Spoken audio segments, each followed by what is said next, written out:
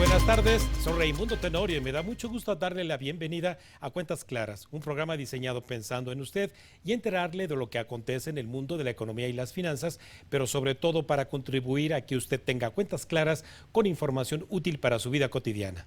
Para mantener, como siempre, una comunicación cercana a usted, escuchar y leer sus comentarios, le compartimos nuestras redes sociales de la Agencia Mexiquense de Noticias para que nos siga en Facebook y en Twitter, @AMX Noticias y @Raimundo Tenorio. Además de recomendarle que si quiere estar informado permanentemente, ahora puede descargar el código QR que aparece ahí en su pantalla, el cual lo llevará hasta nuestro sitio web de AMX Noticias.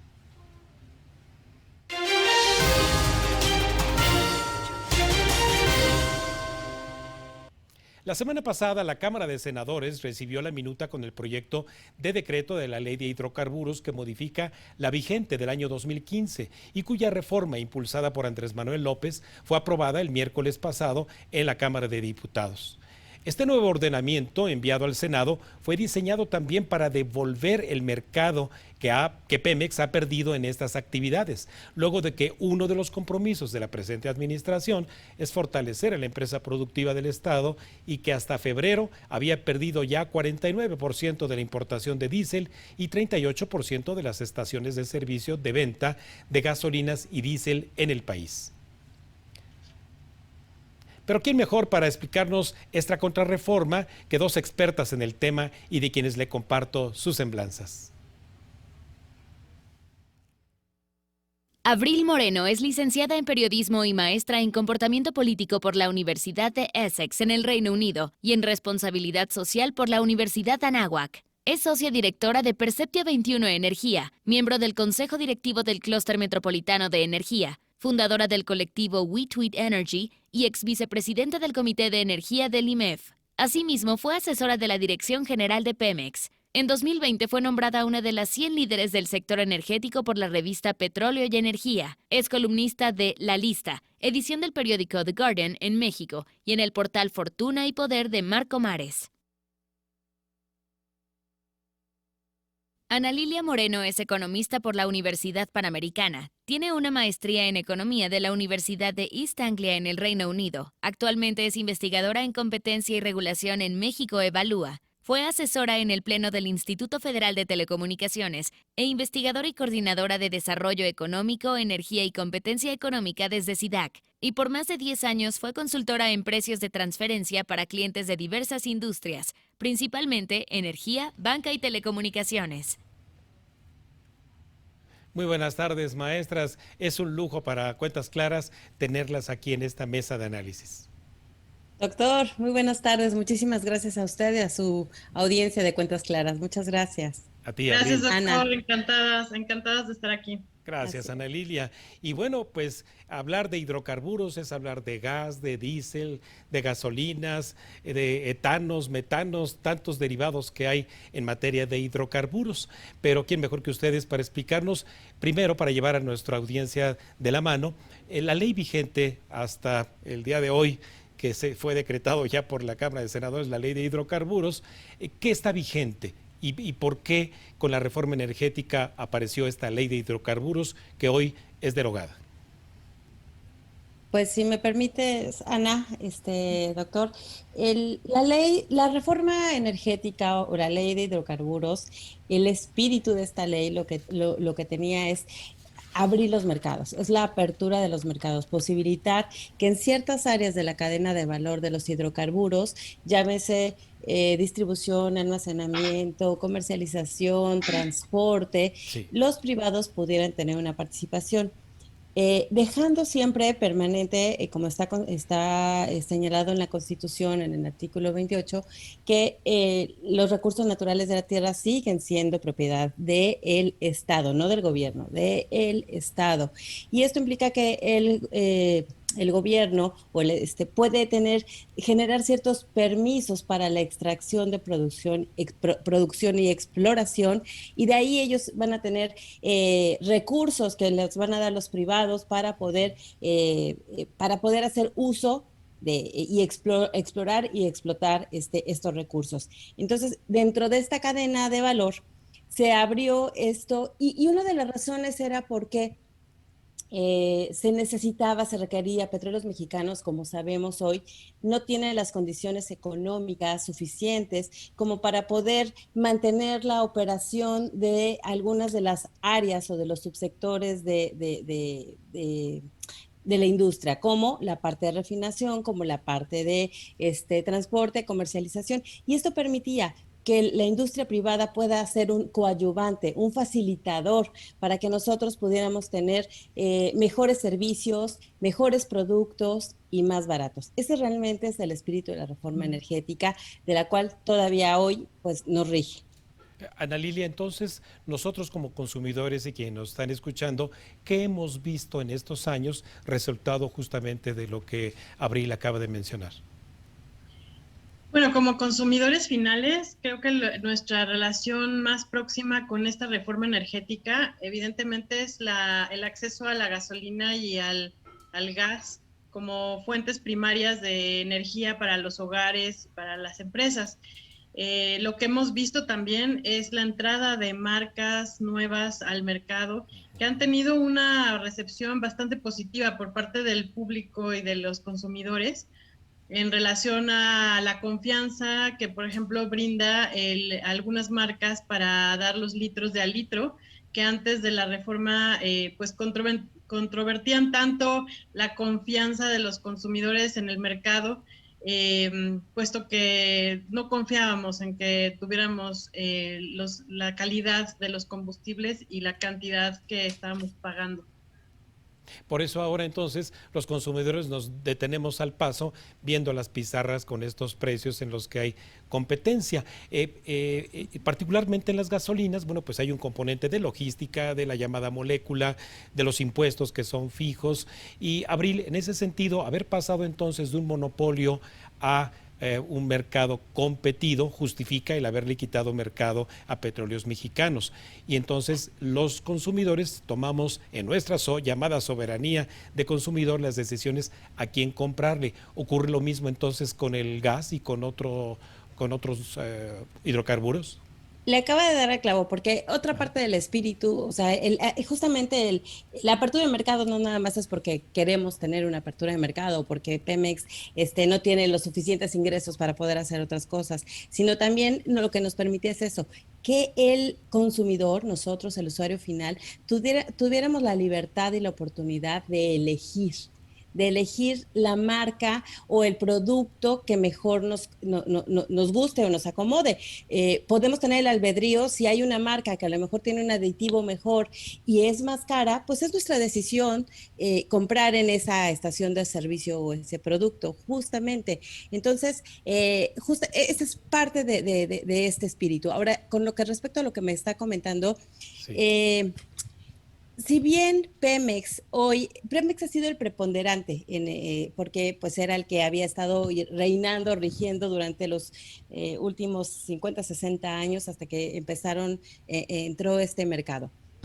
Y hoy por hoy, aunque ustedes no lo crean, sigue siendo el preponderante, porque si bien hay, por ejemplo, en estaciones de servicio tienen cerca del 40% de nuevas marcas, dices, ¡ay, es muchísimo!, ¿no? Lo que ya le han quitado al Pemex, pues no, porque la mayor parte del suministro que tienen estas gasolineras no es gasolina de los privados, la mayor parte de esta gasolina y de este diésel viene todavía de Pemex, de Petróleos Mexicanos, se lo siguen comprando a Pemex. Entonces sigue siendo preponderante en ese sentido. En el sector de gas, por ejemplo, de gas LP, ha tenido un crecimiento un poquito mayor al del mercado de diésel y de gasolinas. Sin embargo, sigue sin ser el preponderante, o sea, no han podido, o sea, el mercado privado no ha logrado rebasar al preponderante que es Pemex, todavía no podrían fijar o establecer los precios. Pemex sigue siendo el actor que por sí mismo puede establecer los precios por el volumen que vende y porque además tiene la facilidad de los subsidios o de los estímulos que el gobierno federal le da. Entonces, esto también ayuda a Petróleos Mexicanos a seguir siendo el rector, el rey del mercado en este momento, Sí. ¿no? Ana Lilia, para poder cerrar esta primera parte de la mesa, entonces, cuando se nos dice que hay un estímulo al consumo en las gasolinas para no pagar el alza que viene evidentemente por el incremento en la molécula, también quien prefiere consumir la gasolina donde la prefiera recibe ese estímulo. Bueno, lo que pasa con el estímulo, a diferencia de un subsidio normal que se puede observar en el presupuesto de la Federación como una partida que establecen los diputados para subsidiar un sector económico, en el caso de la gasolina, el estímulo es variable y se aplica a través del impuesto especial a productos y servicios en su categoría de gasolina. Entonces, los que realmente pagamos ese subsidio, pues somos los contribuyentes y sí aplica pues a todo el mercado, ya sea proveedores privados o con la marca Pemex, porque hay que recordar que las franquicias Pemex son privadas. No, también eso es importante resaltarlo, son microempresarios que han invertido en las franquicias con marca Pemex. Claro. Ahora, el distribuidor mayorista de gasolina, pues sigue siendo Pemex en un porcentaje muy alto, quizá un 80% del mercado. Entonces tenemos, como decía Abril, a un actor preponderante que tiene la capacidad de modificar las condiciones del mercado en términos de precios, en términos de consumo, en términos de calidad de los combustibles. Y pues lo que se le llama el estímulo, pues al final es un porcentaje del impuesto que se le aplica a los consumidores y que en este momento creo que está topado. O sea, está es mucho lo que pagamos de impuestos los consumidores de gasolina en México. Vaya. Bueno, entonces, si les parece, después de que vayamos un breve corte, regresamos ahora sí con el espíritu de esta contrarreforma que nos va a afectar seguramente. Muchísimas gracias. Vamos a un primer corte en nuestro programa y regresamos con más cuentas claras.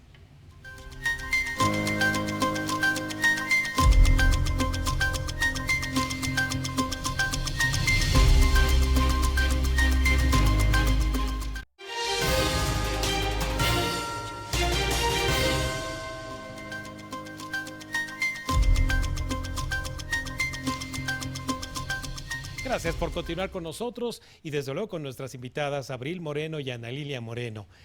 Abril, entonces ahora la contrarreforma, ¿qué quiere y por qué quiere modificarse?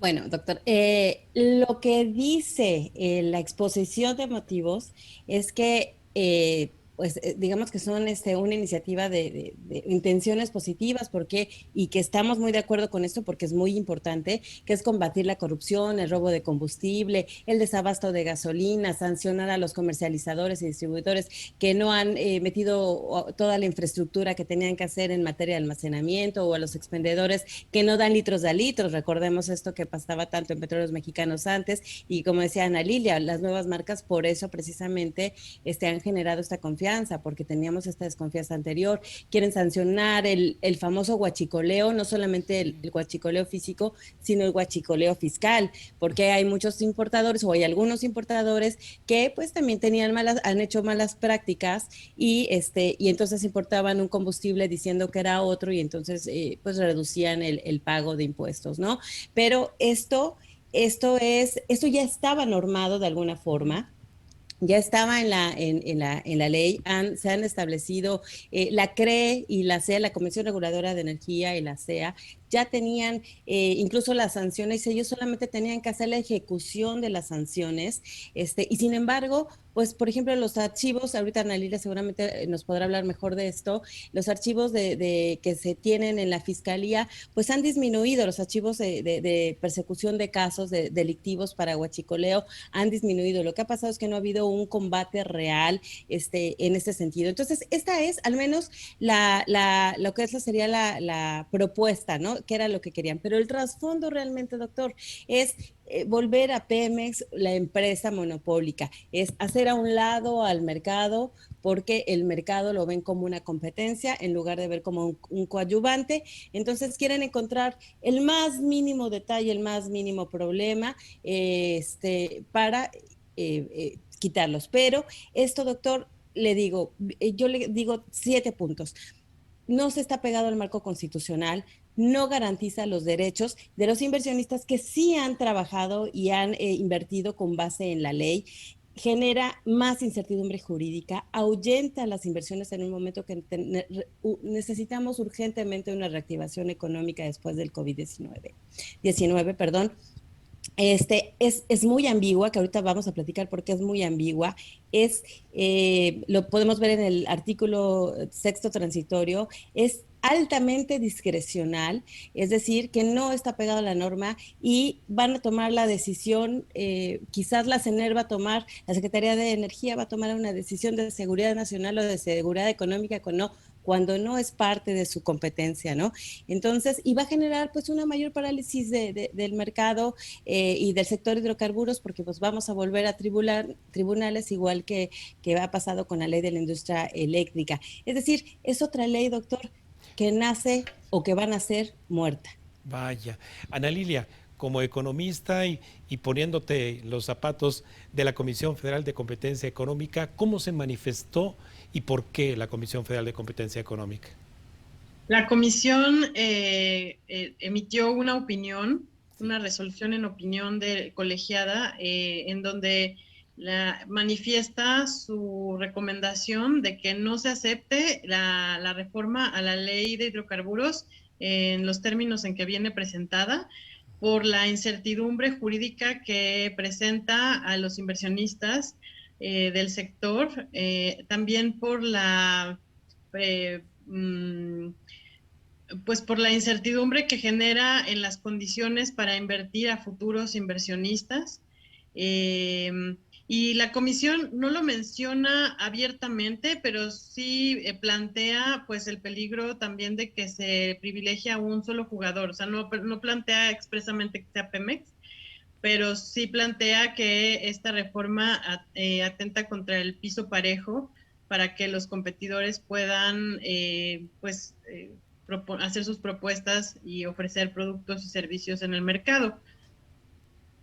Sí, ahora bien, Abril, yo como consumidor, y estoy seguro que muchos de quienes nos escuchan, sabemos que hay al menos dos marcas extranjeras en el mercado que donde quiera te encuentras que los precios están menores en las gasolinas y en el diésel que en las de Pemex. ¿Qué le está pasando a Pemex entonces?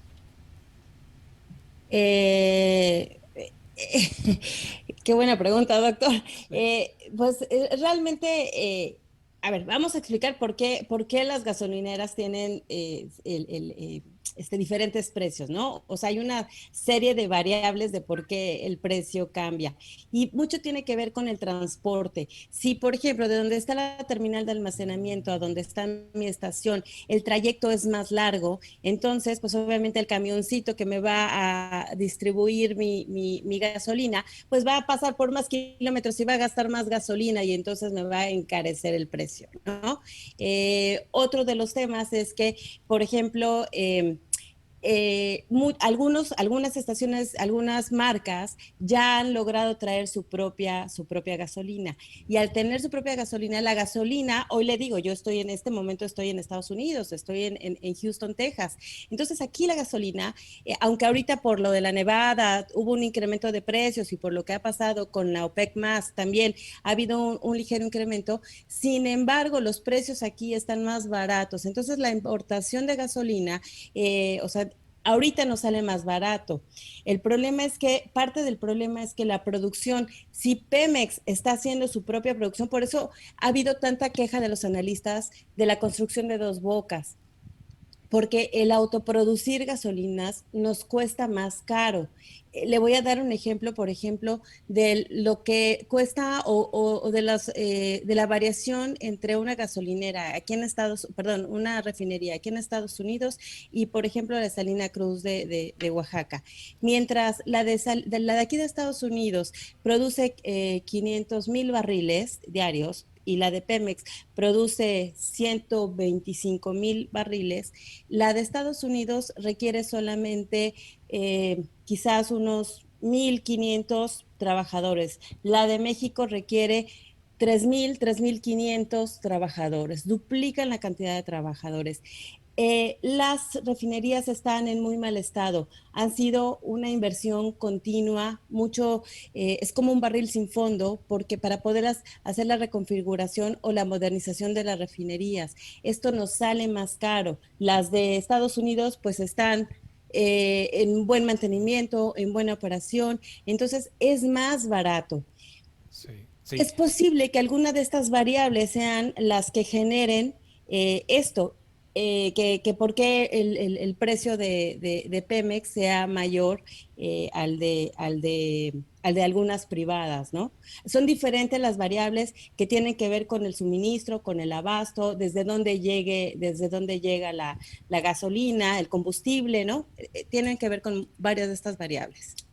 Ana Lilia, entonces con la advertencia que ustedes nos han hecho, tanto lo que jurídicamente y en estos cambios que hubo a la ley, como también lo que la Comisión Federal de Competencia Económica advierte de distorsión de precios, Ana Lilia, entonces querrá decir que los inversionistas que ya tienen derechos adquiridos, pues van a desatar ahora sí los grandototes, esto no es la industria eléctrica, los grandototes pudieran desatar entonces también una ola de defensa jurídica en razón de sus intereses muy próximo. Sin duda, porque la ley como está planteada, sobre todo hay un artículo que expresamente habla de la capacidad que van a tener o la competencia que tendrán las autoridades de energía, CENER o la CRE, para poder intervenir en los activos de los privados sin dar una certeza jurídica pues plena a los términos en los que se definirá lo que es seguridad nacional, seguridad energética o economía nacional, que esas son las causales que plantea esta reforma para que la autoridad determine de forma discrecional que un permisionario pues debe ser sujeto a una especie de requisa. Ese planteamiento pues es abiertamente inconstitucional, atenta contra los derechos de propiedad y definitivamente pues el permisionario tendrá el derecho de ampararse. A mí me gustaría ahondar un poquito en lo que decía Abril, nada más reforzando lo que dice la Comisión también de Competencia, no solo en la opinión que ha manifestado ahora, sino en una serie de estudios que ha hecho desde el 2017 con respecto a la apertura del mercado gasolinero, y es que en México faltan gasolineras.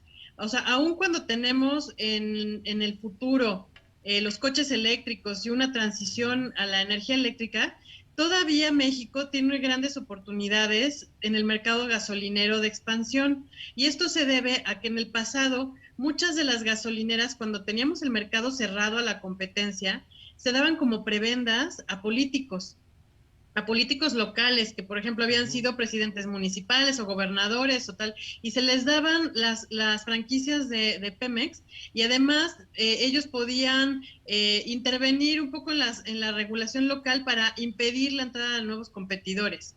Y entonces esto ha generado monopolios locales, regionales en México, que a veces ocasionan que los precios sean más altos.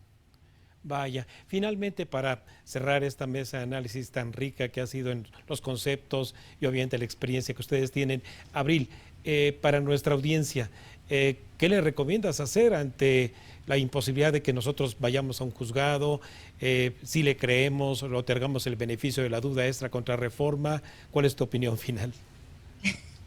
Doctor, pues yo lo primero que diría es que creo que eh, tenemos que confiar en que el mercado y que las empresas que han tenido la confianza de venir a invertir en México son confiables. O sea, habrá como en todas las partes, siempre hay un negrito en el arroz, pero no por una pueden, todos tienen que pagar. En realidad, entonces yo creo que tienen que seguir confiando en esas estaciones de servicio o en esas empresas privadas que nos están aportando valor en el sentido de que nos están trayendo gasolinas más baratas. ¿Por qué están más caros? Porque, como decía Ana Lilia, ¿por qué está más caro? Pues porque también el IEPS ahorita, por ejemplo, ha llegado al máximo porque el gobierno no lo ha bajado este impuesto. El año pasado, cuando estaba baratísima la gasolina, teníamos un IEPS de cerca de 8 pesos. Entonces, mientras en Estados Unidos, quizás, mientras nos los podían haber vendido a cerca de quizás 9, 10 pesos nos lo seguían vendiendo como a 20 pesos. Entonces, creo que pues los que se puedan amparar, que se amparen, los que tengan que llegar a tribunales, pues que vayan a tribunales, los que quieran, los que crean que puedan seguir confiando en esto. Y pues sí tengo que decirlo, doctor, el 6 de junio tienen que tomar con esto, con la cabeza, con una decisión crítica, su decisión para votar, para que las cosas sean diferentes. Sí, Abril, gracias. Ana Lilia. Pues a mí me gustaría cerrar también comentando el tema del robo de combustible.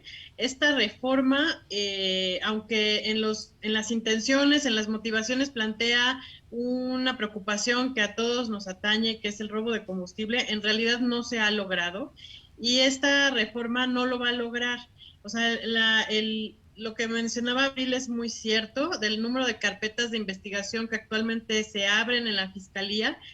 Sabemos por investigaciones que hemos hecho que la judicialización de estas carpetas corresponde al 5% solamente. Y de esas carpetas, ¿cuántas generan una sentencia ya condenatoria? La verdad es que ni siquiera lo sabemos porque el sistema es sumamente opaco y no tenemos acceso a esa información. Entonces, el robo de combustible debe de atacarse de otra manera y apoyar esta ley en términos mediáticos, en términos también de la opinión crítica, pues implica más bien un ataque a la propiedad privada por parte de las autoridades que están proponiendo esta reforma y que es sumamente peligrosa porque tiene efectos transversales a toda la economía.